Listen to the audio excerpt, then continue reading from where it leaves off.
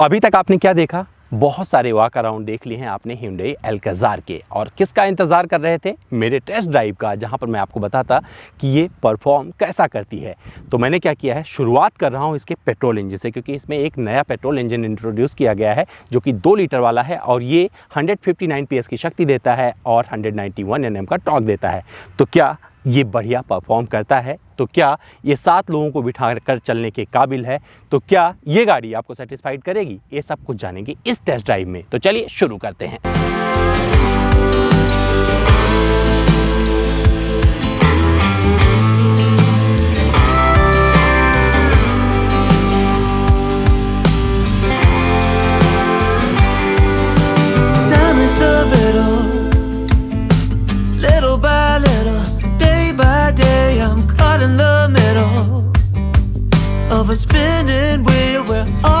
तो दोस्तों दिखा देता हूं इसका डिज़ाइन, पहले भी देख चुके हो वॉक अराउंड में, तो डिटेल में जाके देख लेना। अभी मैं क्या बता देता हूं, एक छोटा सा आपको नज़रिया दे देता हूं, क्योंकि अब मैं अपना ओपिनियन इस पर दे सकता हूं। तो डिज़ाइन मुझे अच्छी लग रही है, क्रेटा से बेहतर लग रही है, क्रेटा से बड़ी लग रही है, और कई मामलों में आपके आंखों में ये बसती है।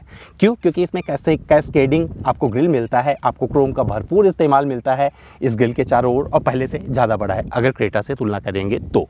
और यहाँ पर आपको ये स्किड प्लेट मिल जाती है जो कि इसके बम्पर को बहुत ही उत्साही बनाती है, क्योंकि आप जब एसयूवी चलाते हैं तो आपको मन करता है कि आक्रामकता उसमें भरी हो, तो ये भी आपको इसमें मिलने वाला है। और जब हेडलैम्प की बात करेंगे तो इसमें फुल एलईडी हेडलैम्प मिल जाते हैं जो कि डीआरएल से घिरे हुए हैं और ये बहुत ही खूबसूरत लगते हैं। और 3 शेप में जो मिल रहा है ना, इसके अंदर भी आपको क्रोम का इस्तेमाल मिलता है, ये भी बहुत अच्छा लग रहा है। फॉग लैम्प हाउसिंग में भी आपको एलईडी मिल जाता है। तो कुल मिलाकर जो पैकेजिंग इसकी डिज़ाइन की गई है, आक्रामकता के साथ में आपके टेस्ट का भी ध्यान रखा गया है, और वहाँ से कहीं भी ये गाड़ी आपको डिसअपॉइंट नहीं करती है।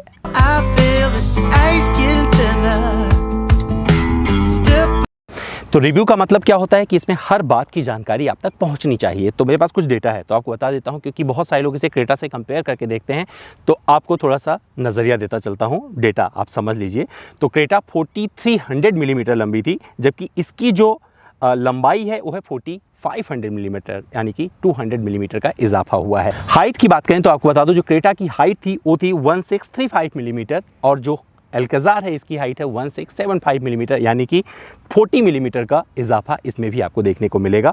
जब व्हील बेस की बात करते हैं तो क्रेटा का व्हील बेस जो था वो था 2610 मिलीमीटर का, जबकि इसका व्हील बेस है 2760 मिलीमीटर का।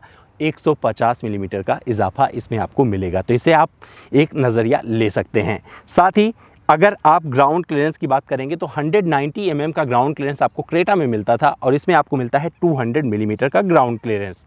तो ये सारी चीज़ें आपको समझ में आ गई होगी मैं क्या बताने की कोशिश कर रहा था। और उसमें क्रेटा में 17 इंच के अलॉय व्हील मिलते थे, इसमें आपको डायमंड कट अलॉय व्हील जो मिल रहा है 18 इंच का है। तो चारों तरफ से आपको बड़ा और बड़ा नज़र आएगा, तो ये अच्छा लगेगा। साइड प्रोफाइल में क्या क्या चीज़ें मिलती हैं ये देख लेते हैं। तो इसमें आपको क्रोम से, मतलब एक डार्क क्रोम से घिरा हुआ ये डोर हैंडल मिल जाता है। हालांकि ये बॉडी कलर है लेकिन बहुत अच्छा है। रिक्वेस्ट सेंसर से आप इसे एक्सेस कर सकते हैं, आपके पास चाबी होगा तो आप अपने आप यहाँ पर खड़े होंगे, ये खुल जाएगा और इसे दबाएंगे अंदर चले जाएंगे। साथ ही यहाँ पर आपको सिल्वर कलर का रूफ रेल मिल जाता है, इस पर आप वेट अप्लाई नहीं कर सकते, यानी कि वज़न लाद नहीं सकते हैं। और साथ ही गाड़ी के चारों तरफ आपको ये मिलने वाला है, परिक्रमा लगाता हुआ क्लैडिंग मिल जाएगी। जो मेरे साथ है ये पेट्रोल वेरिएंट है, तो इसमें आपको वो फुटरेस्ट नहीं मिलता है जो कि इसके टॉप वेरिएंट पे आपको डीजल को देखने को मिलता है, तो इसमें नहीं मिल रहा है। तो उसको मैं दिखाऊंगा दूसरी गाड़ी में जब डीजल वाला रिव्यू करूंगा। तो ये सारी चीज़ें यहाँ पर आपको मिल जाएगी, डिसअपॉइंट नहीं करेंगी। साथ ही एक चीज़ और बता देता हूँ, यहाँ पर आपको टर्न इंडिकेटर मिल जाते हैं और ये की से ऑपरेट हो जाते हैं, तो ये बहुत अच्छा फीचर है इसमें। मैं आपको एक बार ऑन करके दिखा देता हूँ, खुल गया, ऑफ करके दिखा देता हूँ, बंद हो गया। तो साइड से इतनी सारी चीज़ें आपको मिलती हैं, डिसअपॉइंट नहीं करने वाली हैं।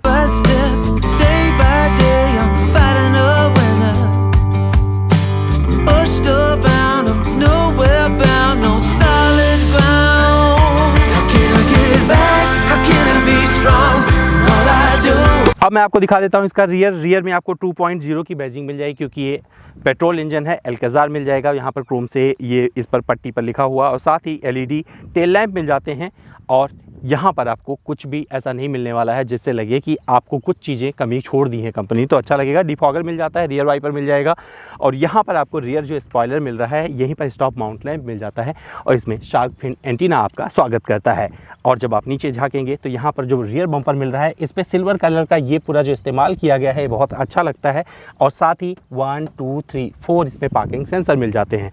मुझे जो अच्छा लगा वो दिखा देता हूँ। तो जब झाँकेंगे तो यहाँ पर ड्यूअल एग्जॉस्ट मिल जाता है क्रोम से घिरा हुआ, वो बहुत अच्छा लगता है। और स्टेपनी इसके नीचे आपको झाँक कर देखना पड़ेगा। वॉक अराउंड में भी इसका जिक्र किया था, नहीं करेंगे तभी चलेगा। अब क्या करता हूँ, मैं एक्सेस करके दिखा देता हूँ इसका डिग्गी। तो आप चाबी बंद दबा के रखिए, लेकिन ऐसे नहीं होगा। यहाँ पर एक रिक्वेस्ट सेंसर दिया गया है, उसे दबाएंगे तो मैंने बहुत सारा सामान इसमें भर रखा है। अगर तीनों सीटें इसकी ऑन रहेंगी तब भी आपको 180 लीटर का सामान रखने की जगह इसमें मिल जाती है। तो मुझे लगता है कि छोटे मोटे बैग आराम से आ जाएंगे। छोटे मोटे वीकेंड पे जा रहे हैं तो वहाँ पर आराम से आपका काम हो जाएगा। तो ये सारी चीज़ें यहाँ पर आपको मिल जाती हैं। अब मैं आपको ले चलता हूँ इंटीरियर में, बात करते हैं कुछ इंटीरियर की, इसके बाद करेंगे एक बढ़िया सी ड्राइव और बताता हूँ परफॉर्मेंस कैसा है इसका। तो दोस्तों आइए आपको दिखा देते हैं इसके थर्ड रो में बैठ के। तो ये 7 सीटर वाला ऑप्शन है जो मेरे साथ है। तो ये टम्बल डाउन हो जाता है, ये करिए और यहाँ पे आ जाइए। और अगर इसके बाद ये सीट खड़ी है ना तो मुझे थोड़ा आगे करना पड़ेगा। तो इस थर्ड रो में मैं एकदम कंफर्टेबल नहीं हूँ, बस इतना मुझे दिखाना था, क्योंकि मैं इसके बारे में ज़्यादा बात करने वाला नहीं हूँ। क्योंकि इस सीट को जब मैं आगे कर दूंगा तो दूसरा बंदा नहीं बैठ पाएगा। और थर्ड रो अगर मेरे लिहाज से बात करेंगे तो ये आपको कंफर्टेबल नहीं लगने वाली है। हेडरेस्ट वगैरह दिया गया है, उठा सकते हो। यूटिलिटी स्पेसेस मिल जाते हैं, यहाँ पर पानी की बोतल वगैरह रख सकते हैं। लेकिन मैं आपको बता दूं, मेरा ओपिनियन है कि इस थर्ड रो में बैठकर मैं एकदम खुश नहीं हूँ। और यहाँ पर AC वेंट वगैरह मिल जाता है जो अच्छा लगेगा। तो मुझे अगर अकेले बैठना होगा तो ऐसे पैर करके थोड़ी देर के लिए थोड़ी मोड़ी यात्रा कर सकता हूँ। इससे ज़्यादा मेरे से उम्मीद मत करिएगा। अब देख लेते हैं सेकेंड रो में आपको कितनी जगह मिलती है। तो इस 7 सीटर वाली अल्काज़ार के मैं सेकेंड रो में आ गया हूँ। आर्मरेस्ट मिल जाता है, अच्छी बात है। इस सीट को आप थोड़ा सा आगे पीछे कर सकते हैं, तो ये मैक्सिमम पीछे है, अभी यहाँ तक कर सकते हैं। अगर मुझे बैठना होगा तो मैं यहीं पे करके इसे बैठने वाला हूँ। अच्छी चीज़ क्या है, जो अच्छा लगता है मुझे इसमें क्या है, यहाँ पर अगर आप काम वगैरह करना चाहते हैं तो ये जगह दे दी गई है। खोल लीजिए इसे, आराम से यहाँ पे बना हुआ है तो खोल सकते हैं और यहाँ लैपटॉप लगा सकते हैं। और साथ ही अगर आप इसे खोल देंगे तो यहाँ पर कप भी लगा सकते हैं, कॉफ़ी वगैरह पीते हुए अपने लैपटॉप पे काम करते हुए लंबी दूरी की यात्रा कर सकते हैं। सेकंड रो मुझे बहुत सही लग रहा है। और ये एसेसरीज़ का पार्ट नहीं जो मेरे पीछे लगा हुआ है हेडरेस्ट पे, तो इसे आप एडजस्ट कर सकते हैं और ये कुशनिंग का काम करता है, तो बहुत अच्छा फीचर है। नीचे आपको AC वेंट मिल जाते हैं, बहुत अच्छा है। इसमें प्यूरीफायर मिल जाता है, एयर प्यूरीफायर, जो केबिन की हवा को शुद्ध रखता है। और यहीं पर आपको मोबाइल चार्जिंग की व्यवस्था मिल जाती है। कुशनिंग की बात करें तो अच्छा लगने वाला है। यहाँ पर सीट पर बैठकर थाई सपोर्ट ठीक मिल जाता है, क्योंकि जो इसका व्हील बेस बढ़ा है उसका फ़ायदा यहाँ पर आपको कहीं ना कहीं से मिलने वाला है। इस सीट को अगर आप थोड़ा सा लग्जरी और चाहिए तो यहाँ तक डाउन कर सकते हैं, इससे ज़्यादा आप पीछे नहीं ले जा सकते हैं। तो ये मैक्सिमम वो है जहाँ पर आप इसको कर सकते हैं। तो ये सारी चीज़ें यहाँ पर मिलने वाली हैं सेकंड रो पर। सनरूफ खोल लीजिए, पैनोरामिक सनरूफ इसमें दिया गया है, बढ़िया से नज़ारे का फ़ायदा उठाते हुए जहाँ पर आप इंजॉय करते हैं अपनी लंबी दूरी की यात्रा को कर सकते हैं। तो ये सारी चीज़ें मिल जाएगी। हेडरूम मुझे अच्छा मिल जाता है और पकड़ने के लिए जगह मिल जाएगी। यहाँ पर LED लाइट मिल जाती है। और सबसे अच्छी बात क्या है, यहाँ पर ये कर्टन मिल जाते हैं। तो अगर धूप लग रही है, जैसे धूप हो रही है, तो मैं ऊपर चढ़ा दूंगा। तो ये फीचर्स मुझे अच्छे लगे। और मेरी राय ये है कि सेकेंड रो इस अल्काज़ार की बहुत ही व्यावहारिक है। लेकिन थर्ड रो ना रहता ना तो मैं आराम से सो जाता। तो ये थोड़ा चीज़ मुझे लगता है कि इसमें होना चाहिए था। तो इसके मैं फ्रंट रो में आ गया हूँ और अब मैं डिस्कस कर सकता हूँ कि यहाँ पर क्या क्या चीज़ें मिलती हैं। तो यहाँ पर आपको इलेक्ट्रिकली एडजस्टेबल सीट मिल जाती है। इस वेरिएंट में आप ऊपर नीचे कर सकते हैं, इसे सीट को अपने हिसाब से एडजस्ट कर सकते हैं, आगे पीछे कर सकते हैं, सारी व्यवस्था मिल जाती है। हालांकि इसमें आपको वेंटिलेटेड सीटें नहीं मिलती हैं, लेकिन जो मिलता है वो बता देता हूँ। आपको बढ़िया सामान रखने की ढेर सारी जगह मिल जाएगी यहाँ पर। और यूटिलिटी स्पेसेस वगैरह अच्छे दिए गए हैं। यहाँ पर कूल ग्लव बॉक्स मिल जाता है ये वाला, और यहाँ पर भी आप इसके अंदर सामान वगैरह रख सकते हैं। और इसमें हैंड ब्रेक जो दिया जाता है वो इलेक्ट्रिक है, तो आपको कुछ करने की ज़रूरत नहीं, अपने आप संभाल लेता है। और यहाँ से आपको हटाना है अगर हटाने की ज़रूरत पड़े तो। इसके अलावा इसमें USB चार्जिंग के आपको पोर्ट मिल जाते हैं और एक 12 वोल्ट का सॉकेट भी मिल जाता है। क्लाइमेट कंट्रोल इसमें मिलता है, साथ ही एक 10.25 इंच का इंफोटेनमेंट सिस्टम मिल जाता है और बढ़िया एक डैशबोर्ड मिलता है जो कि देखने में खूबसूरत लगता है। और जब इसे आप टच करेंगे तो अच्छा लगने वाला है। ब्राउन और ब्लैक का कॉम्बिनेशन बहुत अच्छा है। और इसमें आपको 6 एयरबैग मिलते हैं, क्योंकि जो आपकी सेफ्टी को इन्हांस करके रखते हैं, जिससे आप इस पर भरोसा जमा सकें। और सनरूफ को यहीं से एक्सेस कर सकते हैं। चश्मा वगैरह लगाते हैं तो यहाँ से पूरा का पूरा व्यवस्था दिया गया है। अपना सनग्लासेस रख लीजिए, मेरा तो भूल गया घर पे तो आज लगाया नहीं है। और साथ ही यहाँ पर आपको SOS का बटन मिल जाएगा इसी IRBM पर, और यहीं पर ब्लू लिंक टेक्नोलॉजी दी गई है। तो जब आपको क्योंकि ये कनेक्टेड कार है और इसमें 60+ फीचर्स मिलते हैं ब्लू लिंक के, तो आप बहुत सारे कमांड देके एक्सेस कर सकते हैं। इस पर मैं सेपरेट वीडियो बनाऊंगा, इसलिए इसे नहीं छेड़ रहा हूँ। इस पर एंड्रॉयड ऑटो, एप्पल कारप्ले की सुविधा मिल जाती है। AC बेड मुझे बहुत ही अच्छे लग रहे हैं, और इस पर आपको जो फिनिशिंग मिलने वाली है पियानो ब्लैक फिनिश, अच्छा लगेगा। और ये क्रोम का इंसर्ट है, ये बहुत लाजवाब, ऐसा लगता है तड़का लगा दिया है, तो ये भी अच्छा लगने वाला है। स्टिचिंग आपको अच्छी लगेगी। साथ ही सीट अगर आप ध्यान से देखेंगे तो ये पूरा सपोर्ट करता है चारों तरफ से, तो जैसे स्पोर्ट कारों में होता है वो आपको सपोर्ट यहाँ से मिलने वाला है। हालांकि इस सीट पे आपको इलेक्ट्रिकली व्यवस्था नहीं मिलती है, तो इसे आपको मैनुअली ऑपरेट करना पड़ेगा जो पैसेंजर बैठेगा, तो उसके लिए पूरी व्यवस्था नहीं है। इसमें आपको बॉस के साउंड सिस्टम मिलते हैं जो कि बहुत अच्छी सुपीरियर साउंड क्वालिटी देते हैं, आप उसे सुन के खुश हो जाएंगे। मैं क्या करूँगा, अपने इंस्टाग्राम पर एक साउंड क्लिप डाल दूंगा, सुन के जरूर जाइएगा। तो ये सारी चीज़ें हो गई, अब देर नहीं करते हैं क्योंकि इस खूबसूरत लोकेशन को छोड़ना है, और आपको लिए चलता हूँ बढ़िया सी ड्राइव पर, और जिक्र करते हैं इस पेट्रोल इंजन के परफॉर्मेंस का।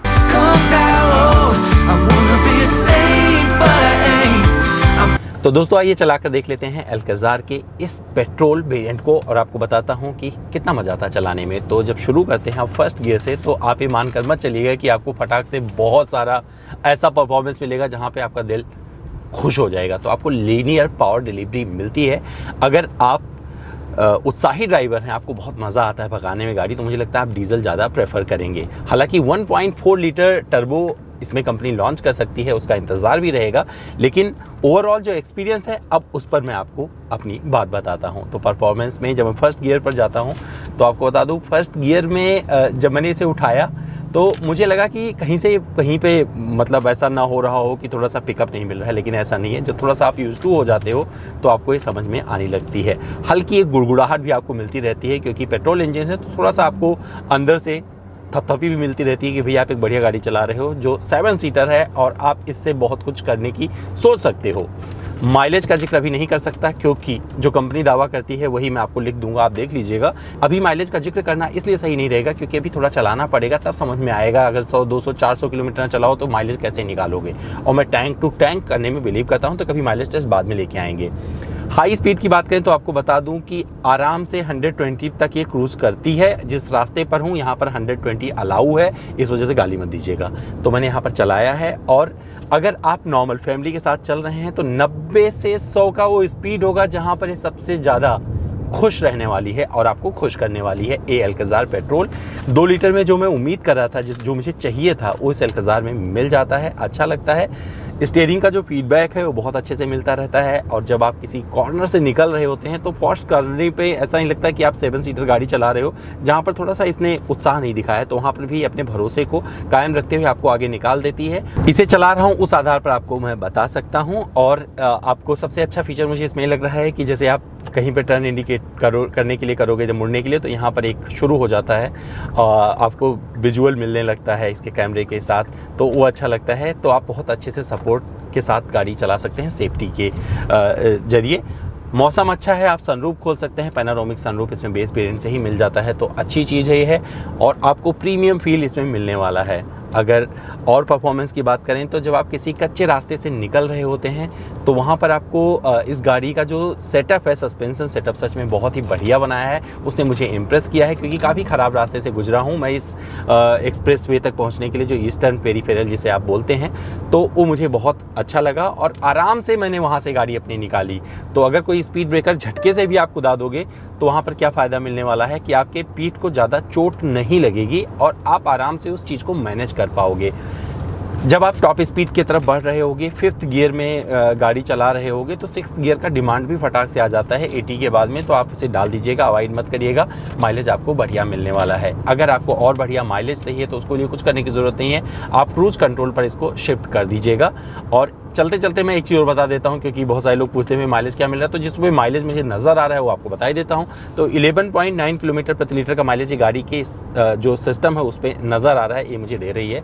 लेकिन बाद में कभी जिक्र करेंगे, क्योंकि बहुत ही नई गाड़ी है, इसके बारे में तुरंत इतना कुछ बोल जाना सही नहीं रहेगा। जब आप कुछ ओवरटेकिंग करने की कोशिश कर रहे होते हैं तो एक कॉन्फिडेंस आपके अंदर रहता है, लेकिन अगर गाड़ी की रफ्तार, कोई गाड़ी ऐसी है जो 100 के ऊपर चल रही है, आप उसे ओवरटेक करने की कोशिश करोगे तो थोड़ा सा आपको कॉन्फिडेंस लगेगा कि हाँ थोड़ा सा रुक जाना चाहिए। इतने पे ही चलना चाहिए, खास करके जब गाड़ी में सारे लोग बैठे होंगे, यानी कि 7 लोग बैठे होंगे। अभी मैं अकेले इसे चला रहा हूँ, वहाँ पर मैंने टेस्ट किया है तो वहाँ पर मुझे इस तरीके का फील हो रहा है। तो कुल मिलाकर ये गाड़ी परफॉर्मेंस से आपको अपनी तरफ आकर्षित करेगी। और इसका जो पेट्रोल इंजन ये दिया गया है, इसमें लगाया गया है, खूबसूरत है। मैं मैनुअल चला रहा हूँ और ऑटोमेटिक मैनुअल में ज़्यादा मुझे फ़र्क नहीं कि दोनों ही 6 स्पीड है। तो सिर्फ शिफ्टिंग की वजह से मैं एक गाड़ी का दूसरा टेस्टिंग लेके नहीं आऊँगा। मैं जिक्र ज़रूर करूँगा क्योंकि मैंने उसे चला लिया है, तो बता सकता हूँ कि वो भी बहुत ही आपको जो शिफ्टिंग देती है बहुत ही आराम वाली देती है। लेकिन मुझे हमेशा से मैनुअल गाड़ियाँ पसंद रही हैं तो मैं मैनुअल चलाना पसंद करता हूँ। तो जो लोग डीजल के शौकीन है वो पेट्रोल नहीं खरीदेंगे, लेकिन जिन्हें पेट्रोल पसंद है, मुझे लगता है एक रीज़न आ गया है कि उनको अब एक ऐसी गाड़ी जो इस सेगमेंट में वो तलाश रहे थे कि मिड से एसयूवी साइज़ में कुछ उनको लेना है जिसमें उनका पूरा परिवार बैठ सके। सपोज करिए कि लोगों के परिवार में माँ बाप भी होते हैं, उनके बच्चे भी होते, बीवी, मतलब अगर 6 लोगों के हिसाब से कोई सोच रहा है गाड़ी लेने के लिए तो मुझे लगता है परफेक्ट ऑप्शन आ गया है बाज़ार में। कीमत निर्भर करता है कि आपके लिए जस्टिफाइड है या नहीं, वो सब आप सबके बजट पर डिपेंड करता है। लेकिन मुझे ये पैकेजिंग इस लिहाज से जिस कीमत पर दी गई है मुझे तो ठीक लग रही है। और आपको इस गाड़ी में स्पेस इतना सारा मिलेगा कि जब आप गाड़ी चला रहे होगे तो सामने की जो विजिबिलिटी है बहुत अच्छी लगती है। अगर आप सोचें कि मैं स्पोर्ट कार के तौर पर इसके बारे में आपको बताऊं तो सही नहीं रहेगा, और नॉर्मल एवरेज फैमिली कार के तौर पर मैं इसे पूरे नंबर दे जाऊंगा। और फीचर वाइज आपको बहुत सारी चीज़ें मिल जाती हैं इसमें। ब्लू लिंक के बहुत सारे ऐसे कमांड दिए गए हैं जो आपके कहने से आपकी बात मान लेते हैं। जैसे कि मैं एक बार बोल के दिखाता हूँ, hello Blue Link, I want to see the sky. Opening the sunroof. तो अगर मैं ऐसा कहूँगा तो ये सनरूफ ओपन हो जाएगा, बट मुझे इसे ओपन नहीं करना है तो मैं कमांड देके बंद कर देता हूँ। Hello Blue link, close the sunroof. Closing the sunroof. और ये कमांड आएगा और ये सब कुछ ब्लू लिंक के जरिए, क्योंकि 60+ कनेक्टेड कार फीचर्स इसमें दिए गए हैं जो कि आपको बहुत अच्छे लगने वाले हैं। तो इसने सब कुछ बंद कर दिया है। और मैं अगर चाहूँ ऐसे तो कमांड देके अपना विंडो भी खोल सकता हूँ, जो कि मैं भी करने वाला नहीं हूँ, गर्मी बहुत ज़्यादा है। और जब गर्मी का जिक्र किया है तो यहाँ पर एसी का भी बात कर लेते हैं। तो एसी की कूलिंग आपको बहुत अच्छी मिलती है। और जब आप इसमें 7 लोग बैठेंगे तो मैं कभी ज़रूर मौका मिलेगा तो बताऊँगा कि 7 लोगों के साथ में एसी का कम्फर्ट कैसा रहता है, तो वो भी जिक्र किया जाएगा। साउंड क्वालिटी बहुत अच्छा है, इसमें बहुत सारे स्पीकर्स दिए गए हैं, बोस का साउंड सिस्टम मिल जाता है। और इसका जो इंटरफेस दिया गया है 10.25 इंच का टच स्क्रीन इंफोटेनमेंट सिस्टम दिया गया है, बहुत ही लाजवाब है, अच्छे से टच पे एक काम कर जाता है। तो मुझे इससे कोई शिकायत नहीं हुई है और मुझे बहुत मज़ा आया है इस गाड़ी को चलाकर। मुझे लगता है एक परफेक्ट फैमिली पेट्रोल कार के तौर पर जहाँ पर 7 लोग बैठ सकते हैं, Hyundai ने अपनी पेशकश अच्छी दी है।